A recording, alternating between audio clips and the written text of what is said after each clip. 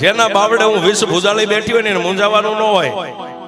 એ કદાચ કામણગારો ગમે એટલી અગ્નિ પ્રગટ કરે, પણ મારા ડુંગરના પેટાળમાંથી જો અહીંથી હેમાળો હાલતો કરી અને જો ચોટીલાના શમશાનમાં હળકથી સેયું નો ઠારી નાખું તો ચામડા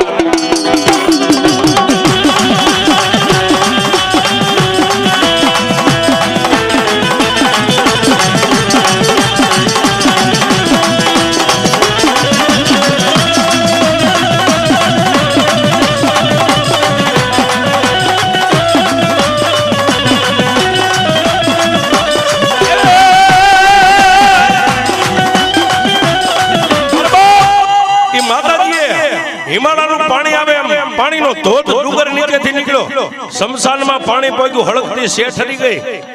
ઓલો 9-10 વર્ષનો દીકરો જે અગ્નિના ભઠ્ઠામાં હતો એમ નામ જય ચામુંડા કરીને બહાર નીકળ્યો, પણ તેથી મારી ચામુંડાએ કીધું દરબાર હવે જે મારું હિમાલયનું